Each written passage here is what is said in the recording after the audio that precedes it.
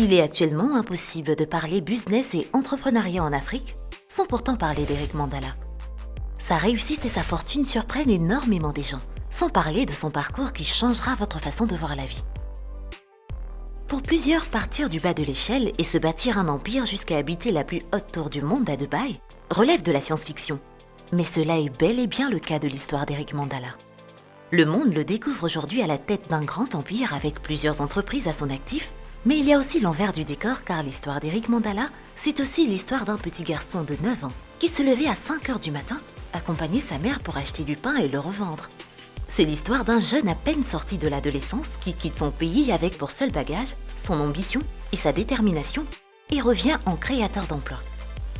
C'est aussi l'histoire d'un Congolais qui est devenu millionnaire, pas grâce au sport ou par la musique, encore moins par la sape, mais par son intelligence dans l'art de faire des affaires. Ainsi, dans cette vidéo, nous allons découvrir qui est Eric Mandala, d'où vient sa fortune et qu'est-ce qu'il possède réellement. Et cette découverte étincelante, c'est maintenant.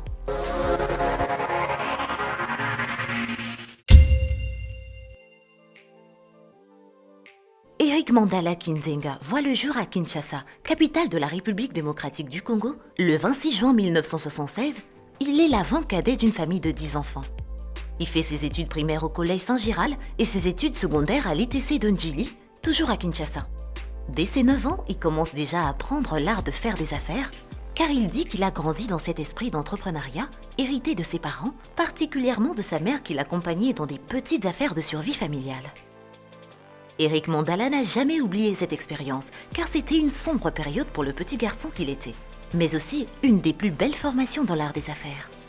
Eric Mandala raconte: Il y a quelque chose que ma mère m'a appris dans les affaires. Lorsqu'on allait chercher du pain chez les boulangeries à revendre, c'était difficile pour moi à cette époque-là, et j'avais comme l'impression que Dieu ne m'aimait pas. On faisait presque 6 km à pied, à 5 heures pour arriver à la boulangerie. Et pour me remonter les morales et me garder motivé, ma mère me racontait des petites histoires en chemin. Elle me détaillait aussi les business et me disait qu'il y a des moments où on peut connaître des échecs. Mais si tu as l'idée que l'échec t'amène les germes de la réussite, ça te donne l'espoir d'essayer. Et d'essayer encore. Et enfin, tu deviendras grand. Donc on pourrait dire qu'il a reçu son premier coaching d'entrepreneuriat auprès de sa mère. Pour parfaire ses connaissances des affaires déjà ancrées en lui, il fait une formation en management à l'École supérieure des arts et métiers de Paris de 2013 à 2014 et poursuit actuellement ses études à l'Institut supérieur de commerce à Kinshasa. À 14 ans, soit en 1990, il devient autonome et lance ses propres activités. À 27 ans, il quitte le Congo pour Kigoma en Tanzanie et se lance aussitôt dans les affaires. Quelques années plus tard, il arrive à Nairobi au Kenya, toujours pour les affaires, et se met au service de M. Armstrong, un grand homme d'affaires œuvrant dans le domaine de transport. Après un dur labeur et un sens acquis des affaires, il économise 16 000 $ et s'achète 2 camions dans le but de proposer un partenariat à son employeur. Mais les choses ne tournent pas comme il l'espérait. Il raconte: Je suis allé voir mon patron. Il lui a proposé d'être associé dans son entreprise de transport. Et il s'est moqué de moi. Il refusa car il pesait des millions et possédait plus de 200 camions. Mais cela ne m'avait pas découragé et j'avais persévéré.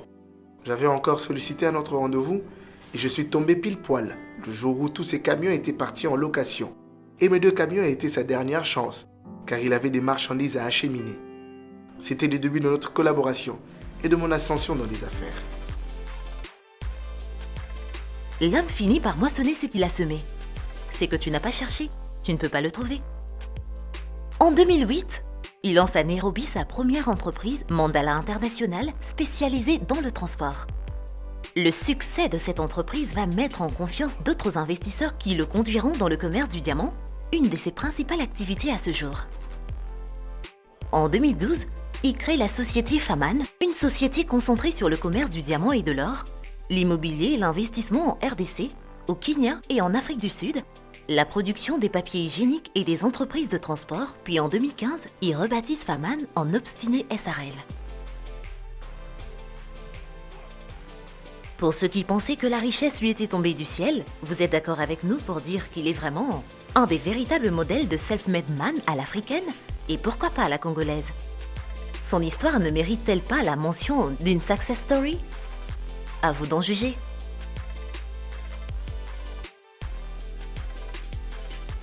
Comme tout millionnaire qui se respecte, Eric Mandala possède un garage bien fourni. Une Rolls-Royce Phantom, la voiture de millionnaire, une Range Rover, une Mercedes GLE. En outre, il possède aussi une limousine Bentley, une autre limousine Hummer H2 et plusieurs voitures de luxe dont il a laissé la charge à son entreprise de location de voitures. Pour une croisière de rêve sur le majestueux fleuve Congo, l'homme d'affaires a toujours la classe d'un yacht qu'il a aussi laissé à la charge d'Obstiné SRL, son entreprise multisectorielle. En immobilier, il possède plusieurs maisons et appartements en RDC, dont un bon nombre d'appartements de luxe dans la somptueuse et célèbre cité du fleuve à Kinshasa, et bientôt il achèvera l'immeuble Mandala Tower dans un quartier chic de la capitale congolaise. Il possède aussi quelques bricoles immobilières au Kenya, en Angola, et plusieurs appartements et villas en Afrique du Sud. Notons également que sa société Obstiné Immobilier s'occupe de location d'appartements, de villas et autres biens immobiliers. En plus de cela, il possède des propriétés dans la ville de Dubaï aux Émirats Arabes Unis, des appartements dans le Burj Khalifa. Sans tourner autour du pot, Eric Mandala est le premier Congolais à habiter la plus haute tour du monde.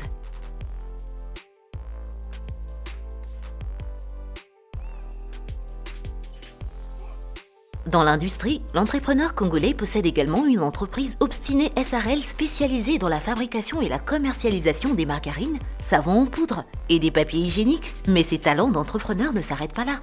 Oh non!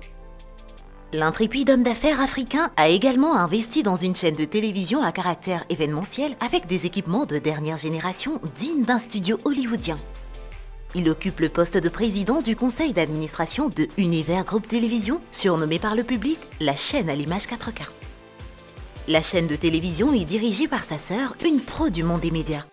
Les studios de la chaîne sont également situés dans la fameuse cité du fleuve à Kinshasa. L'un des principaux secteurs d'activité d'Eric Mandala est le diamant. Il possède un grand département dans Obstiné SRL qui œuvre également dans l'achat et la vente des pierres précieuses. Et rares sont les diamantaires qui gardent leur constance comme lui.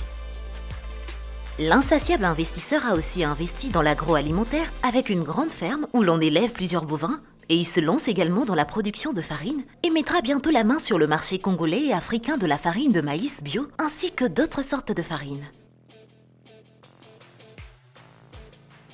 Étant lui-même un vrai self-made man, il a créé en 2019 un club d'entrepreneurs qui nomme Obstiné Leadership Club avec l'ambition de regrouper des femmes et des hommes qui doivent symboliser la réussite dans leur secteur d'activité.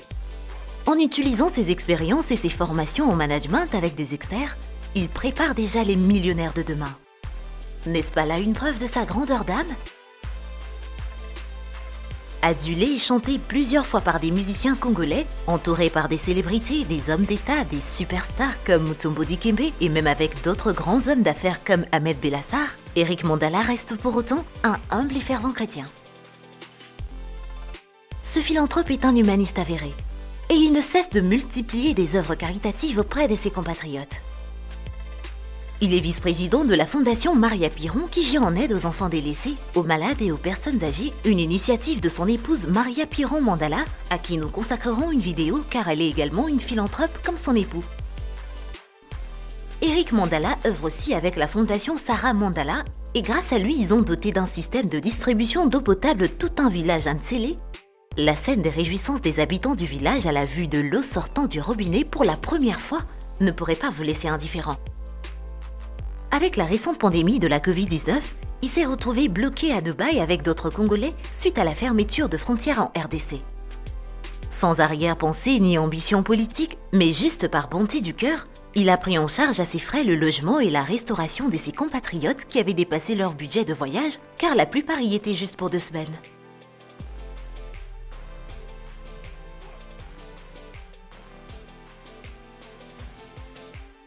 Pensez-vous toujours que la jeunesse africaine ne possède pas de grands hommes exemplaires ?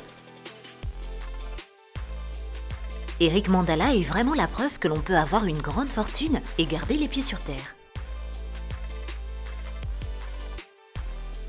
Merci d'avoir suivi cette vidéo. Et si elle vous a plu, n'oubliez pas d'aimer et de vous abonner pour plus de contenu enrichissant. Partagez le lien à vos proches. Aussi, dites-nous dans les commentaires quelles autres personnalités inspirantes vous voulez entendre parler dans nos prochaines vidéos.